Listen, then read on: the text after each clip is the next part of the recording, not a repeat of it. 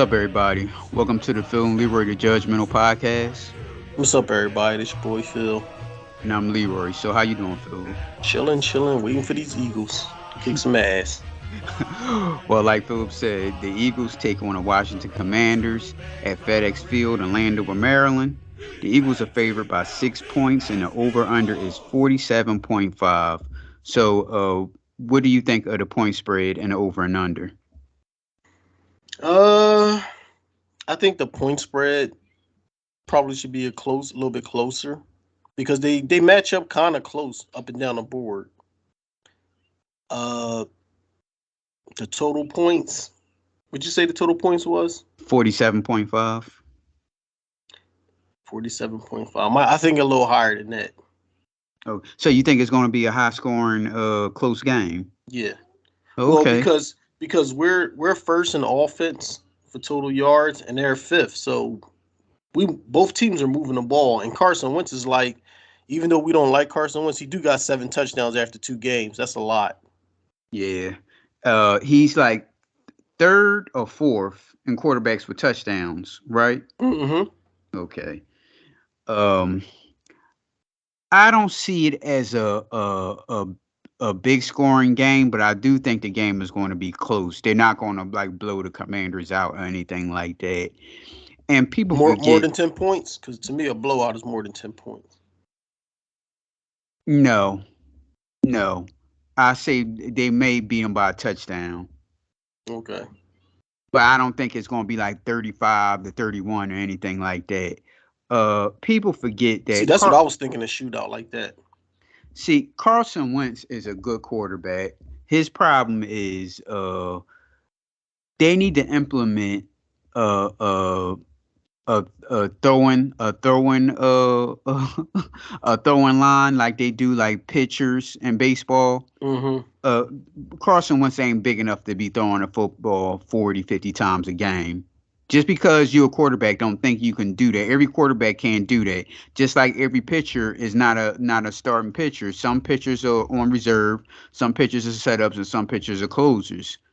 When Carson Wentz throws a football that much, I expect a whole bunch of trouble. Especially when he get to running and he trying to throw the football, he get to running and he'll fumble or throw an interception. That's what he do. But other than that, he's a good quarterback. But what See, was you going to say? I was gonna say you're right. When he get to running, he really don't know how to slide, so he take big hits a lot. That's how he got hurt playing with us because he didn't slide. Right. And he can throw the ball, but he's just like any other mid-tier quarterback. If you can put pressure on him, he'll start fucking up. Right. So that's when he'll start scrambling in the pocket, but then throw a dumbass pass. You know what I mean? That could possibly get picked off. He's not one of them quarterbacks where you could just keep sacking him and hitting him and making him rush, and he'll fucking still tear your ass apart if you get some time. You Right. start hitting him up a little bit, he'll start getting rattled. Yep. Yep. So no significant injuries, by the way. That's why I didn't really mention it. Mhm. You were about to say something? Well, I was gonna say the big thing when I was looking at the how did both teams match up was our defense. Our defense is giving up 50% of third down conversions. That's horrible. Yes. So that puts us 27th out of what, 32 teams? That's shitty. And then Hmm. Washington, they're ranked fourth with it at 28%. So they're getting people off the field, you know what I mean, on third down. Right. So that might come back to haunt us and bite us in the ass. Yeah. Uh, I don't see. I really don't see any problems. Of the Eagles beating the Redskins. I think Carson Wentz will fuck up. And I think he would do this because he's like hyped up because he's going against the Eagles and he want to prove them wrong. The Uh, Baker Mayfield thing. right, one of those type of things. I got the Eagles winning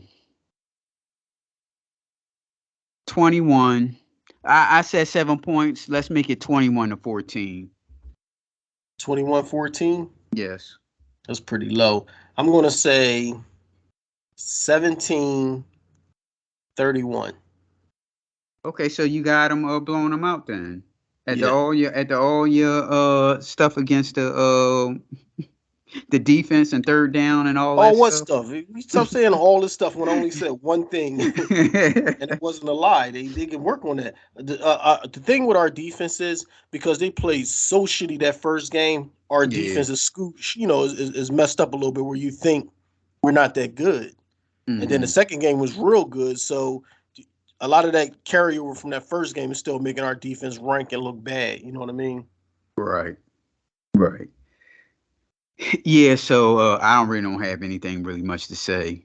Well, we do have a guest already, so I don't have to ask anyone on Twitter to join us. So we'll have a guest. I'm not going to say who it is yet, but we already have a guest. So will anything else you want to add? Nah, that's it. Yeah, we'll see you at halftime. All right, All right. peace out. Eagles! All right, we back. It's halftime. The Eagles are leading 24-0. Here's some quick stats. On the Eagles side, we have Jalen Hurts, 18 for 27, 279 yards, three touchdowns. You said 79. 279. Okay. Uh, Rushing, we have Miles Sanders, 7 carries for 28 yards. Well, we'll get to that while I'm laughing. On the receiving side, we have Devontae Smith, seven receptions, 156 yards, one touchdown. AJ Brown, 4 receptions for 75 yards, and Dallas Goedert, 3 receptions for 26 yards. On the Commander side, we have Carson Wentz, 3 for 10, 24 yards, no touchdowns, no interceptions, but sacked six That's all times. he got is 24 yards. Yes. Mm. Rushing side, we have Gibson, 6 carries for 25 yards. Receiving side, we have Samuels, 2 receptions for 21 yards. And this is with the Carson Wentz thing, it's kind of the offensive line fault because they've It been is. playing like shit. Yeah. And it's the same thing with the Eagles goes for the Commanders. You got to start running the football. I Right.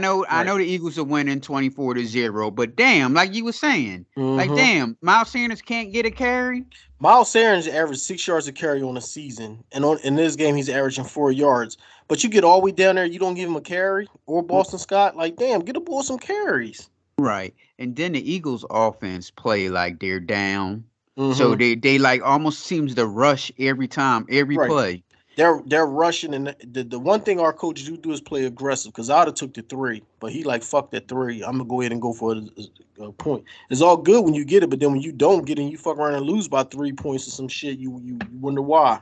Yes, I agree with that one. You don't got to go chasing points. Just take what the defense is giving you. If it was closer game, okay, or later in the game, but right now you're winning 17-0. You can go ahead and go up 20-0 at halftime. Yes. Yeah, I would have took the 3 points also. Hey, look. He's coaching though. We just sit here watching on TV. I guess they seem to have all answers. I don't know. They gotta start running the ball though. It's gonna open up the offense even more, and then we really be kicking their ass. Exactly. So now at halftime, they're going to start keying in on the pass and going to try to blitz Hurts more. Like you Mm-hmm. said, start running the football. Start running the football. Then they focus on that. Then you can pass the football down the field. Mm-hmm. Yeah, and also on the Commander side, you got to start running the football. You got to. If you have any chance of coming back, you got to start running that football. And then the running game, let me see. Gibson is averaging 5 yards a carry. Yeah, he's doing pretty good, but he just can't get the touches. He in the same boat as Miles Sanders. Right, right. And now Mm, with them going down a lot, he's probably gonna get even less touches because when you go down a lot, it's hard to keep running when that clock is against you. right. Hmm. But shout out to Devontae Smith. Hey, boy, he came alive too. 156 yards. Oh yeah, he catching Now, everything too. He making some crazy catches. right. Now, they're up 24-0. The question I want to ask you, would you try to get him 200 yards? No, I mean I'll keep running my offense, and he's out there, he's open. Then hey, throw it to him when he open. But I wouldn't focus on trying to do no shit like that. I would start trying to establish a run right now. Okay. All right. So what about, let's just say they ran it in a third quarter. Let's just say the fourth quarter. Let's just say, okay, I'm sorry. They running the football in the third quarter. Let's just say they score 14 more points. Okay, so now we in the fourth quarter. The game is already over with. They're not going to come Mhm. back. Would you try to give them 200 then? No, I would sit him down Oh, okay. because that damn near choke slam he got, that was a hard hit on his back. Yeah. So I would like take him out if I don't have to have him play.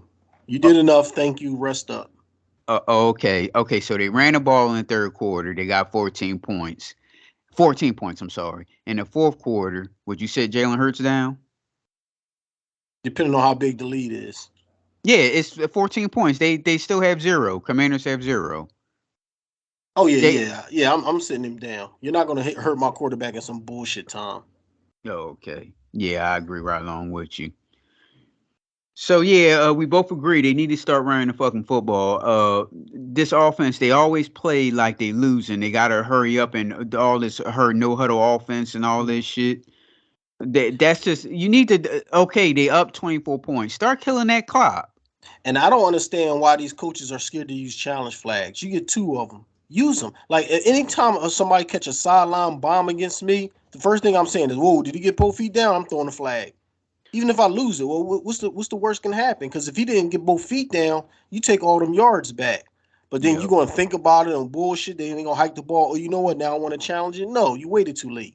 But my thing is, Rivera was standing there on the field, like looking around. Right. Now That's he what I see the mean. Eagles huddling up and ready to hike the Exactly. ball back, but he's just still standing I'm gonna there. wait till the last minute. You know what? I think I want to challenge it. No, that's what you get. And then he got people in his ear telling him to throw the flag and Right. all Well, that the stuff. people upstairs they tell you from the door if you want to throw it or not. So he was sitting there. I'm gonna think about it.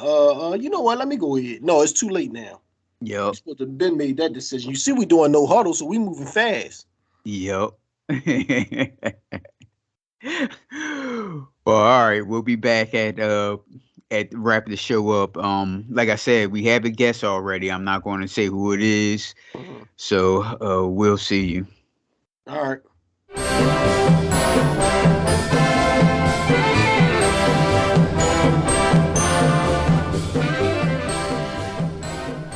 All right, we back at the end of the game. The Eagles won 24-6. Some quick stats: we have Jalen Hurts, 22 for 35, 340 yards, three touchdowns. He was sacked three times. We have rushing. We have Miles Sanders, 15 carries for 46 yards. Jalen Hurts, 9 for 20. On the commander side, oh, I'm sorry, receiving. I'm sorry. We have Devontae Smith, 8 receptions, 169 yards. AJ Brown, 5 receptions, 85 yards. On the commander side, we have Carson Wentz, 25 for 43, 211 yards, sacked 9 times. Gibson, 12 carries for 38 yards. Receiving it, we have McLaurin, 6 receptions, 102 yards, and Samuel, 7 receptions for 48 yards. Now, let it be known that Wentz got those yardage and garbage time. Would you call? Definitely. Yeah. We got a guest with us. We got Mr. Reggie Coles. Mr. Coles was with us on last year's. They were the Washington football team last season. He joined us. He's from Richmond, Virginia, Yeah, that's right. living in Charlotte, North Carolina now. How you doing? I'm good, man. I'm good, man. Thanks for having me. Yeah, it's good for you to be here. How's everything been going? It's going well, man. Going well. Can't complain. Can't complain. Wish the team could play a little bit better, but other than that, things are going well. All right. Now, before we start, tell us how did you think your Commanders did? I mean, it was plain to see anybody that watched the game. Um, anytime you can't win on either side of the line, offensive line or defensive line, is gonna be a long day. Our offensive line stunk today, and there's no excuses. You just got to beat the man in front of you, and they didn't. So that's where everything starts. And from the beginning, Carson didn't have time. You called out the stats. Nine sacks is not gonna win you anything. So that's gonna Right. be a Uh-huh. And your 12 carries for your running back also. and the running back averaged 3.2 yards a carry. It was like 5 at halftime, wasn't it, Phil? Mm-hmm.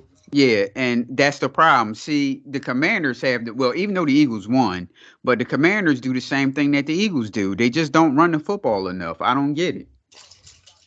Well, when you get down 24-0, running the ball is going to be all but out the door. Yeah, but you got to run the ball before it get that bad. Exactly. And But yeah, plus, and plus, we was talking about on our post game portion, they need to start implementing throw counts like they do pitch counts on in baseball. Whereas though Carson Wentz shouldn't be throwing the football no 43 times. I don't care if he's behind or not. That's not in him to throw the football like that. So you have to implement a run game, like Philip said, before it starts. So you could lower his passing attempts.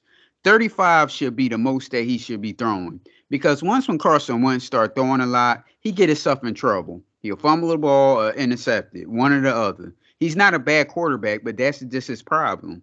Is that's that pressure. Once you Exactly. start putting a lot of pressure on him, we talked about that before the game. This shit going to start going the opposite direction. You put that pressure on his ass. Exactly. well, I mean, and that's if you have a regular offensive line that can block. But even with pressure in anybody's face, pressure's gonna bust pipes, and you start getting gunshot that throws off. And the commentators was talking about it, I agree. Once you start getting gunshot, all of your timing is off. You can't figure out where your drop is gonna be. 5-step drops turn into 4 because you're trying to get the ball out fast. It just throws everything off when you can't get blocking in front of you. So Yeah, that's true. True. Yeah. But that's on y'all because with y'all draft picks, y'all need to start drafting the line, and y'all getting receivers and all these fast players and defensive end and all this. Those you don't have no line. That's what you need to build first. Right.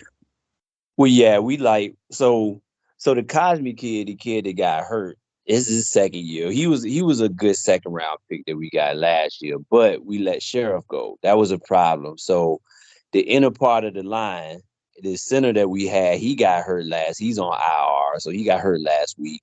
So we had a new center, and Cosby got hurt this week, and we let Sheriff go. So it's patchwork, but injuries are not a excuse because people gonna get hurt in the league. But you just gotta man up, man. You gotta be able to hold your water when you got a good D line like Philly in front of you, and we didn't do that today.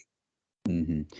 And can you explain to us why Ron Rivera was slow on a drawer when he pulled the flag too late? He's standing on the field, and he see the Eagles lining up ready to hike the ball, and he just wouldn't throw the flag, the challenge that Devontae Smith catch.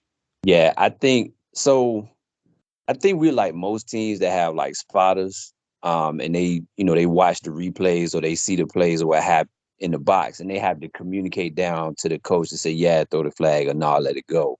So I think the people up in the box, from what I understand, the people up in the box were slow on the draw to tell them, yeah, go ahead and throw it. By the time they got to him and said, oh no, that's not a catch, throw the flag, they had already hiked the ball for Philly. So that's a communication issue. You got to get off the fence. Either you're gonna throw the flag. Yeah, that's the coach gotta take 100% responsibility because even if they didn't let him know, if they're still looking at it and thinking about it, but you see Philly with a no huddle trying to hurry up, then you just say fuck it. If you thinking about it, throw the flag. Exactly. I agree. I agree. So, but yeah, I mean, again, when you get to the end of the game, that may have been one play to turn the tables, but I mean, this is a film that you just go into the locker room and burn. You don't even review this. Yeah, well, all right, Phil. How did the Eagles play? I think we was solid. We still gotta get a better running game. I'm not really a big fan of Gainwell. I like Boston Scott because he's small, but he's real fast and he's strong. So once you give it to him, he runs hard and straight up field. Gainwell be bullshitting. I like Miles Sanders and Boston Scott. Let them touch the ball more. That's the only problem. Exactly. And Miles Sanders, the only reason why Miles Sanders got all those carries, 15, it was like garbage time. Garbage time, yeah. What we talking about, right?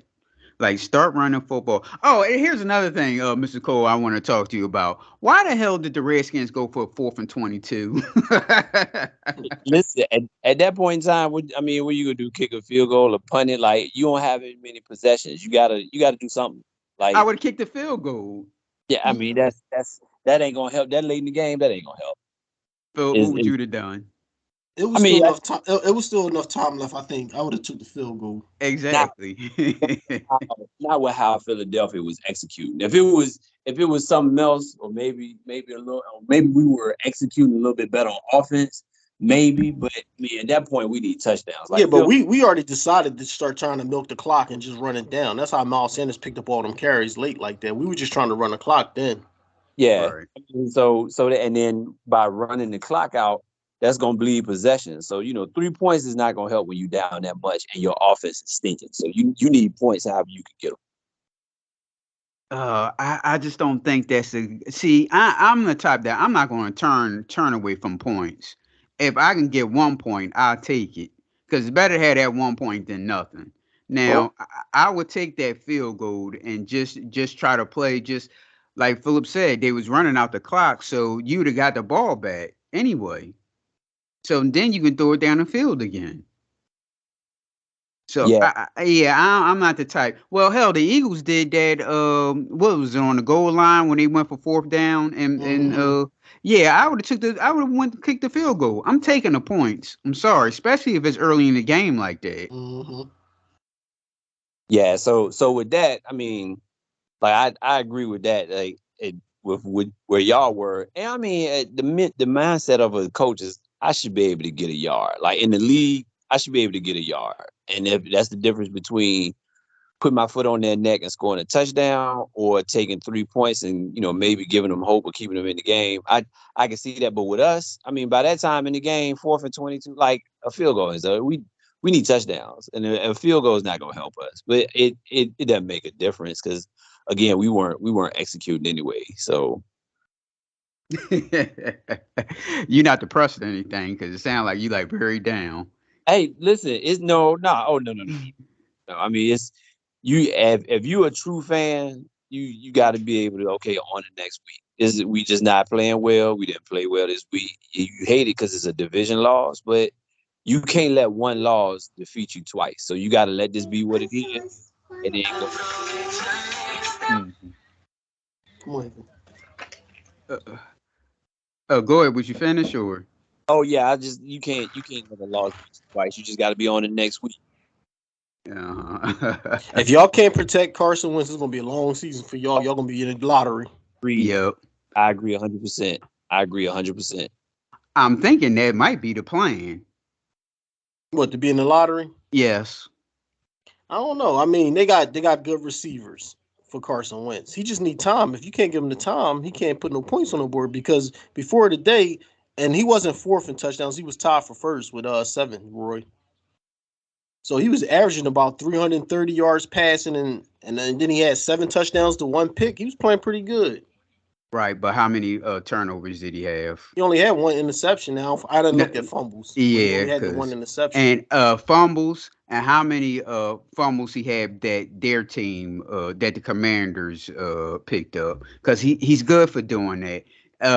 I look at Carson Wentz play today. I'm like nothing changed. Nothing changed with him. I mean, not to say anything bad, but he's a good quarterback. But like I say, he need a throw count. 43 times that's too much for him. Cause he start running around and he'll fumble the football, just like how they got that. He threw that 2 point conversion interception. He good for doing that. That's him. Yeah. So he only had 1 fumble. So he had the 3 interceptions, 1 fumble before today. All right, but you don't know how many that he that the team recovered. Well, it don't count as long as your team recovering. No, I want to know how he fumbled because that's what he do. The ball pop out his hands and they just team just recovered. Yeah, but ain't nobody worried about that if you as long as it ain't a lost fumble. Hmm.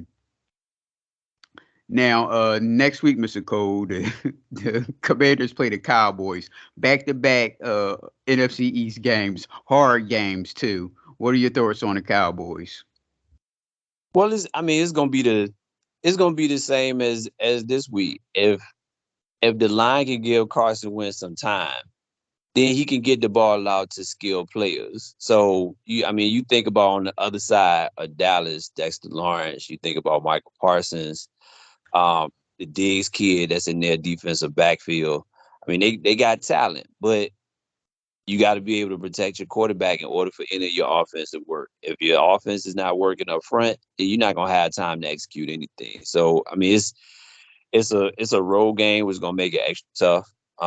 It's almost like our home games are road games because nobody wants to go to the game in DC. But it's gonna be in Dallas. You got to travel, and so you got to have your game plan up, and the guys got to execute up front first.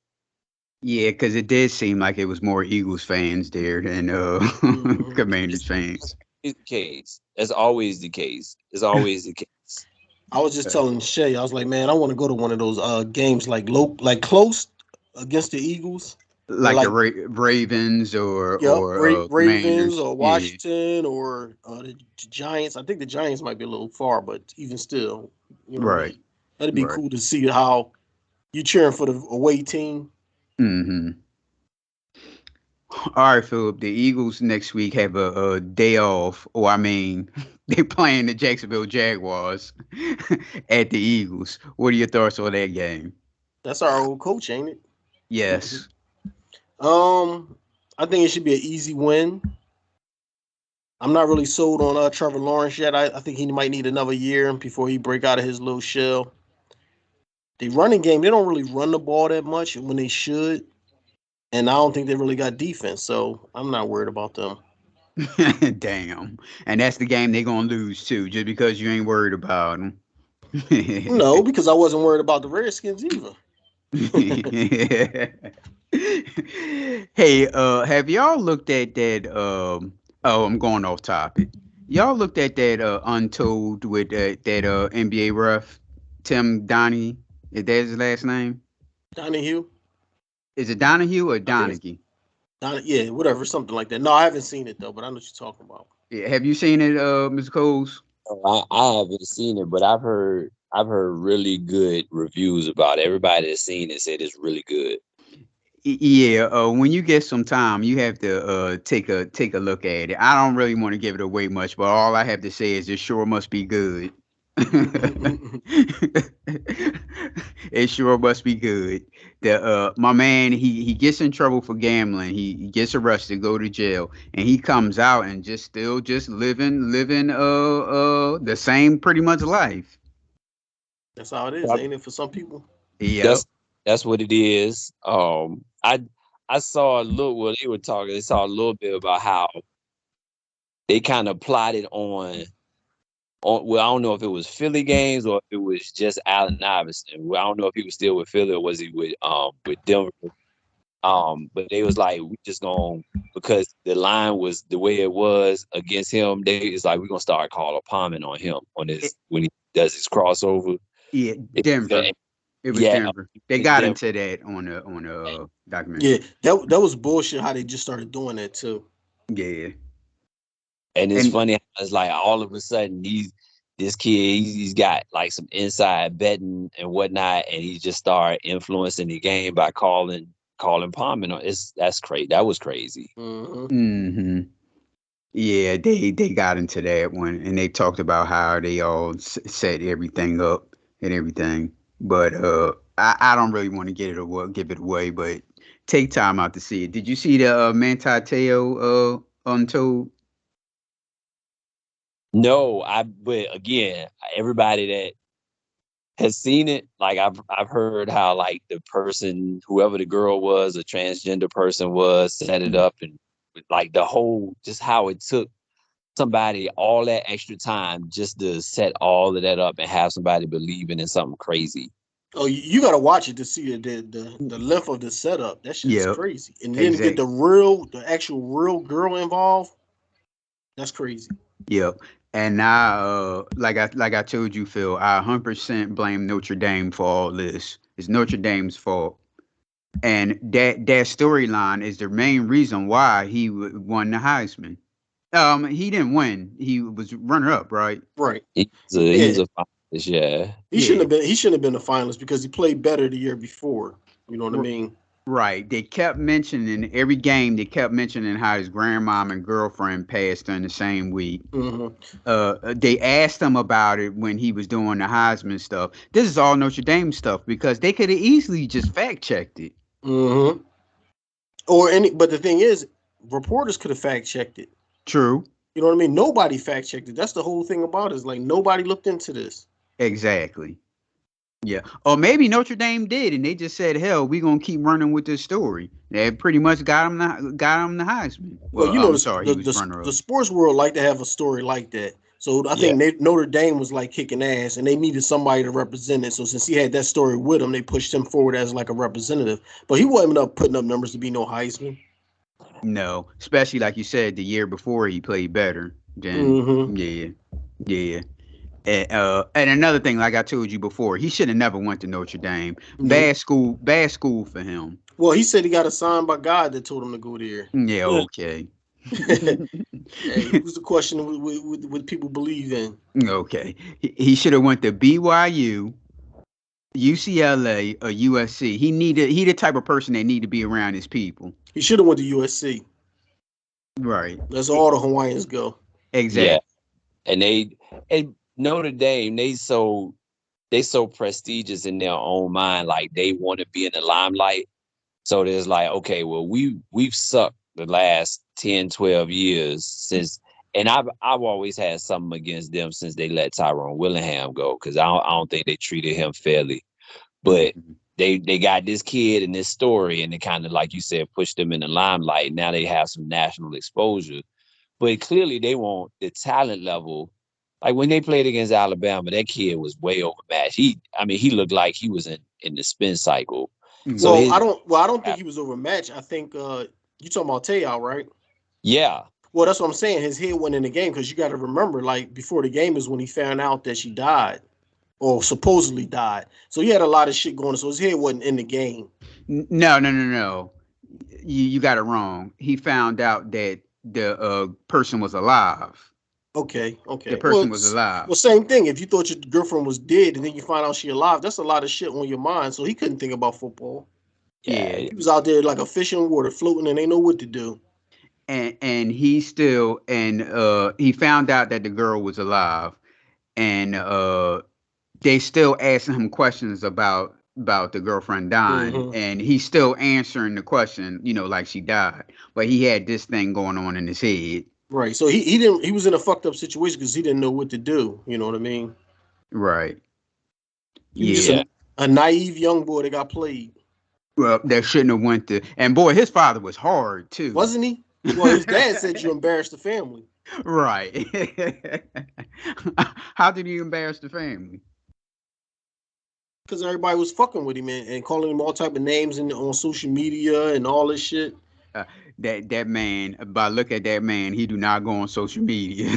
Right, but what I'm saying, if they're talking about your son on social media all the time and clowning him and got all these memes and stuff, it's going to get back to the parent. Right. Somebody at work going to be like, "Hey, ain't this your son?" Yeah, he talking to a Hey, he is man talking- take all right? He like boys? Like what the fuck? Well, see, I didn't get the gay stuff. Why would I don't get the gay stuff because he wasn't talking like he was talking to her as if it was a girl. Right, right. But and it wasn't he didn't show any signs like where he was on leaning towards no gay stuff. But the Right. media, people not really the media, but social media, they were trying to say that. They were trying to say he was in on it and he really liked it, the dude. Yeah, no, see, yeah, I they didn't were wrong there. yeah, they was just wrong Yeah, running with it. yeah, I didn't get that one.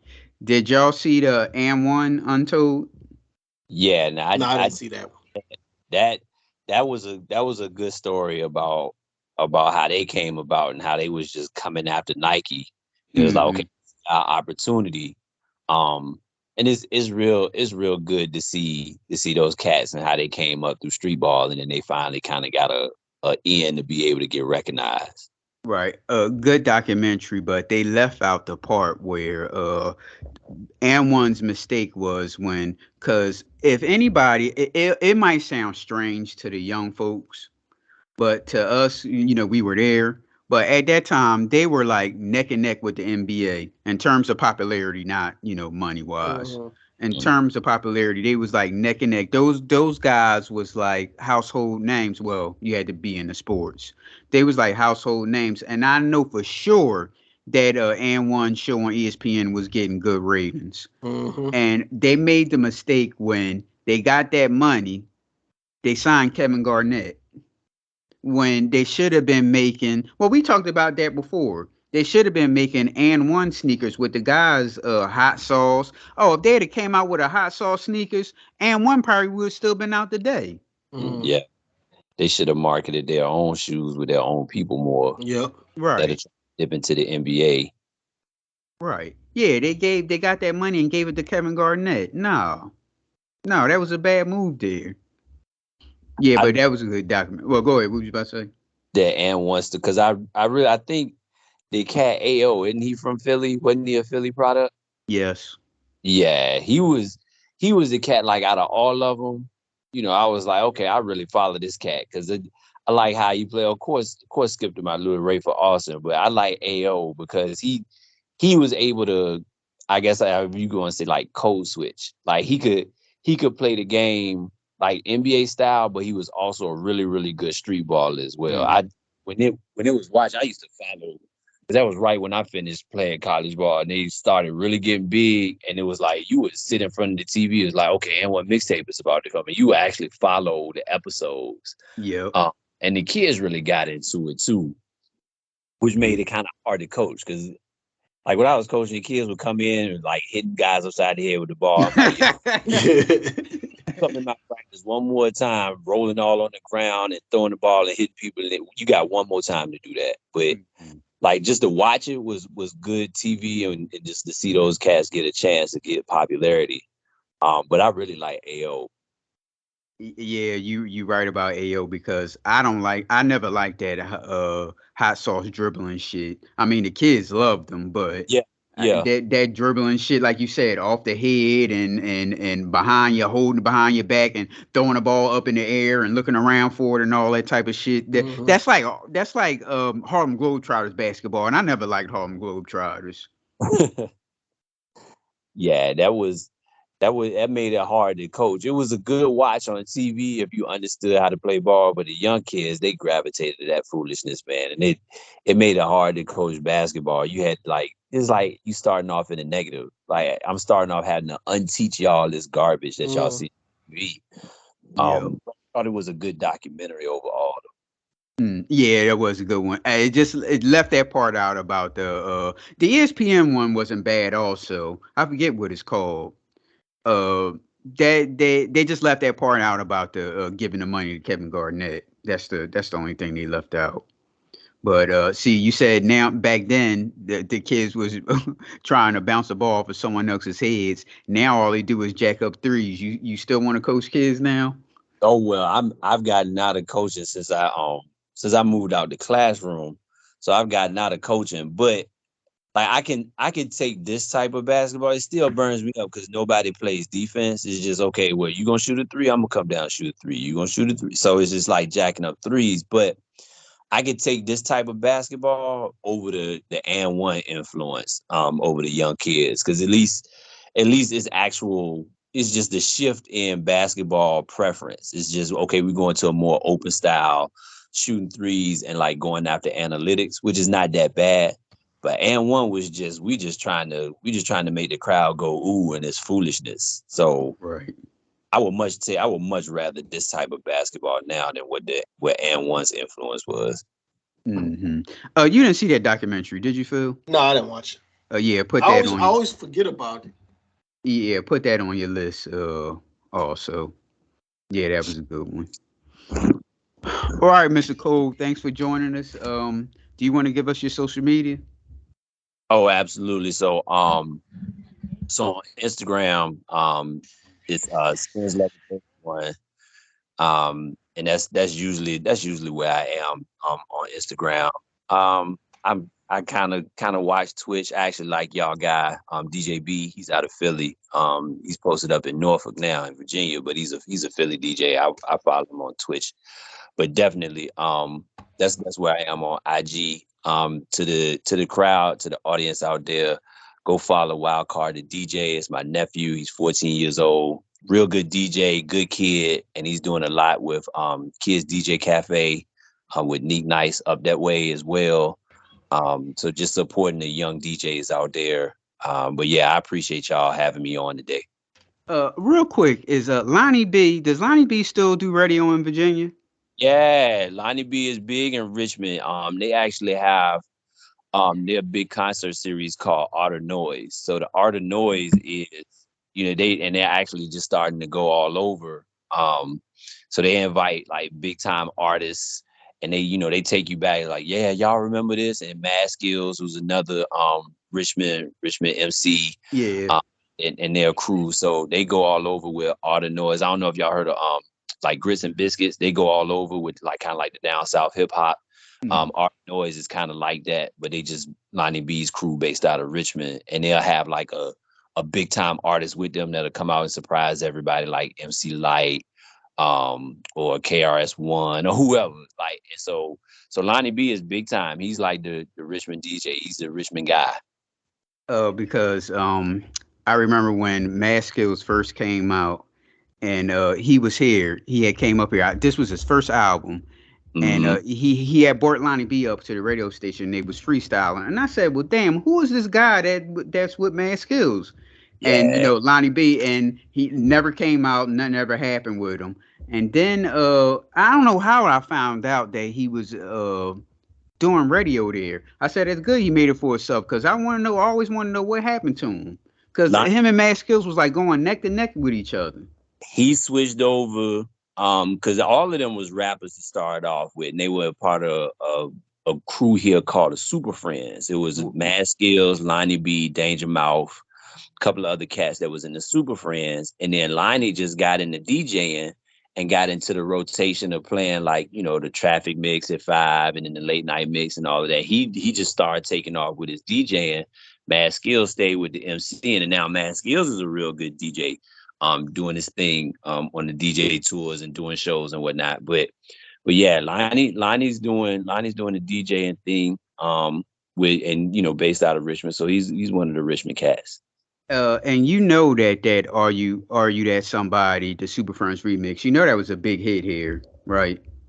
So, and Skills talks about that on his podcast when he had I forget who his guest was on, but I forgot who the guest was. It might have been Tony Touch. But he was talking about how his stuff took off when it first took off, and it was getting major rotation, like New York, Philly area, tri-states area. But yeah, it's cool to see those guys. I remember Mad Skills when I first came home from college and I was teaching here. Mad Skills would be sitting out in front of a parking deck. He worked at a parking deck, and he would just be there taking tickets and the whole nine. Y'all know the story, whatever. But like, we would play ball on VCU's campus, and on the way home, we would go back. He would just be sitting out there. Him and Lonnie B would come on VCU's campus and freestyle and do shows and stuff before they hit it big. But yeah, it's real good to see those cats and just kind of know where they started off from, and then just see how they evolved and became famous. It's cool. Yeah, because they played that more on the radio than they played the original version. I can only remember hearing the original version on the video when it came out. Yeah. This is Are You That Some the Aaliyah Are You That Somebody, Phil, if you don't know what we was talking about. Yeah, I was talking about. Yeah. So what's Danger Mouth doing? Danger Mouth is still around, man. He's still with the crew. You'll hear his name every now and then on the stations here. I just happen to be in Richmond this weekend. So you'll still hear, Super Friends and Danger Mouth, and you'll still hear their names every now and then. Here, whatnot. They naturally, as you progress, you start getting into like producing more. If you're not MCing anymore, so like you get with a crew and you produce a new acts, so you get into that. And like Lonnie got into DJ and Skills took off with MCing, and now he's a DJ. So they still doing production and doing new acts and stuff out of the area. Okay. Well, everybody, you can reach the Judgmentals at Facebook, Twitter, and TikTok at PNL Judgmentals, Instagram at the_Judgmentals, or you can email us at pnljudgmentals@gmail.com. All right, thank you, Mr. Coles, for joining us. Thanks, bro. Appreciate it, guys. I appreciate it. Be safe, be well, man. Appreciate y'all. And don't forget, you can easily come up to 95 and put on some Eagles green. Hey, man, listen, I'm 45 years into it now. I think I'm gonna stick this out. Ain't no need to switch up. Like you just wait one day it'll change, huh? Hey, wait, one day we'll all be free. Well, we can laugh at you because we had a whole our life was nothing but full of misery. If you were Eagles fan, so we kind of can laugh at at everybody else now. And it's funny because that's all people used to say to us. Y'all ain't never won no Super Bowl, and I'd be like, well, we did win the championship. Right, right. Well, when was that? They other say was like 1957 or something. Before the Super Bowl era and shit. Right. Wait, yeah. But it's good, man. So we're gonna see what this year brings. But like I said, I appreciate y'all boys having me on, man. Y'all be safe. All right, you too. Right.